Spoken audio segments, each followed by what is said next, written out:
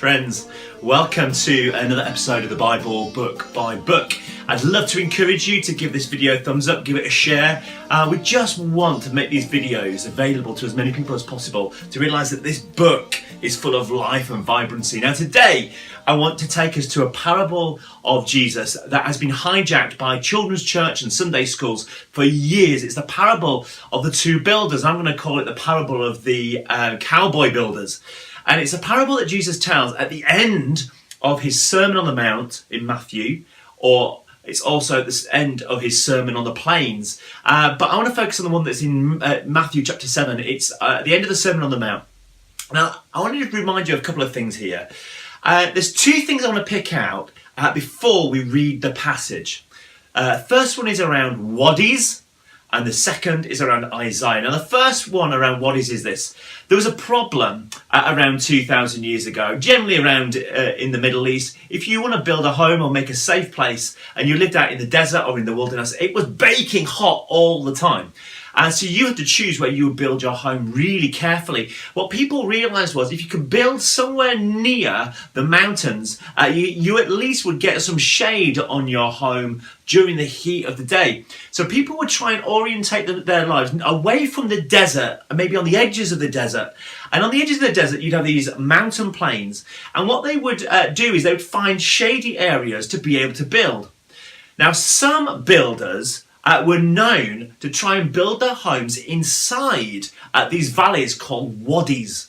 Now, a wadi is a valley in the mountain, and what would happen is they would be beautifully cool in the summer, but when it would rain out in Jerusalem, the water would make its way from Jerusalem down the plains, and of course it's heading to the deepest area, which is right there on planet Earth. The deepest area on planet Earth is the Dead Sea. So all this water from Jerusalem would quickly make its way down to the Dead Sea through these wadis. Now, for years on end, it might not rain, which means these wadis would remain dry and cool. So it'd be a great place to build. Unfortunately, if you build there, and it suddenly rains, you have a flash flood and your home is gone. I want to show you two pictures. Here's a picture, there you go, of a wadi. And as you can see, it's a beautifully carved out valley. I want to show you another picture. Here's a picture of a wadi on the Valley of Jericho. And here you can see somebody who's actually built their home up on the side of the wadi, up on the rock. So you could either build on the shallow area where the sand was, or you could do the hard work and build up on the side of the rock face. So that's one of the things that would happen regularly. Now, Jesus tells a story of two builders, one that builds on sand and one that builds on rock. And that's the image that we're meant to be looking at here. Often when we think about the parable of the two builders, we're thinking about a beach resort and somebody who's building up on the top of the cliff and somebody who's building maybe on the bottom of the cliff, one on sand and one that's upon soil. There's another, I haven't got time to tell you in this video, but another great little story about down at the Dead Sea. There's a bunch of financial investors one day wanted to build a little township and village by the Dead Sea. They built this township and village thinking they'd hit rock, but actually when one of these wadis suddenly burst with water and it came down to the Dead Sea, what they found was the rock wasn't rock at all, it was actually clay, and it all washed away.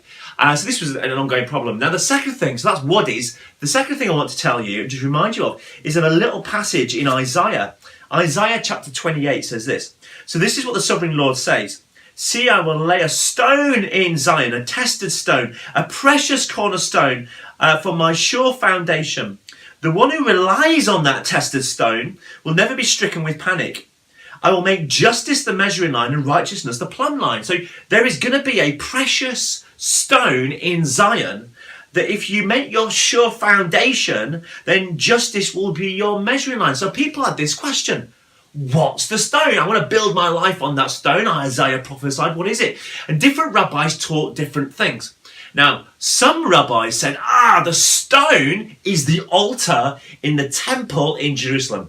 If you build your life on the sacrificial system in the temple in Jerusalem, then you'll be building your life on this precious stone. Other rabbis said, whoa, no, that's building your life on religion. You don't need religion, all you need is scripture. They would take the Torah, the first 5 books of the Bible, Genesis, Exodus, Leviticus, Numbers, and Deuteronomy.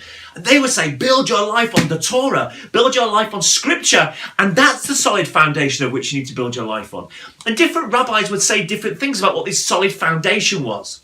So Jesus comes along. Let me remind you what he says. He's just preached this epic sermon, the teachings of Rabbi Jesus, Sermon on the Mount, the Sermon on the Plains. And he says this. This is Matthew chapter 7, verse 24.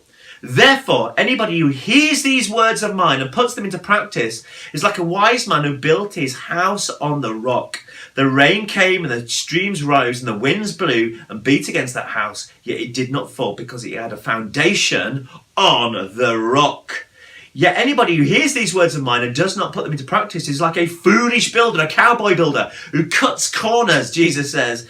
And they do not put into practice like a foolish man who built his house on the sand. The rain came down and the streams rose and the winds blew and beat against the house and it fell with a mighty crash. So what is the treasured cornerstone Isaiah was prophesying about? Was it the temple in Jerusalem? Was it the good book? Was it scripture? Well, Jesus says no, because we don't need religion and we don't need more religious books. All we need is Jesus and his teaching.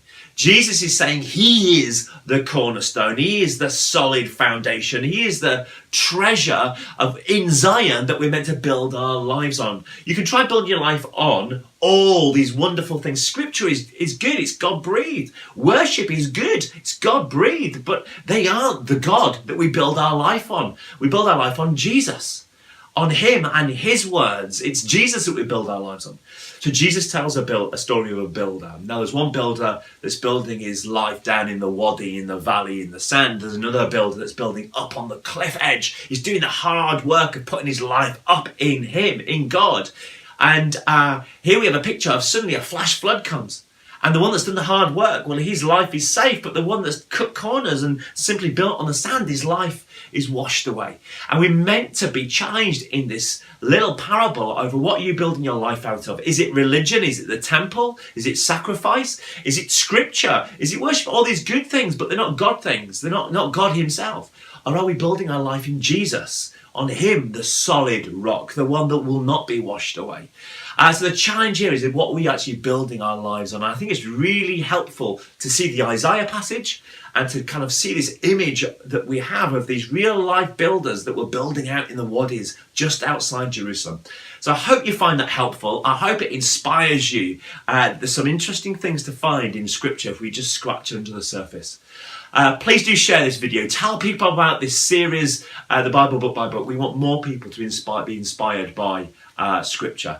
Grace and peace.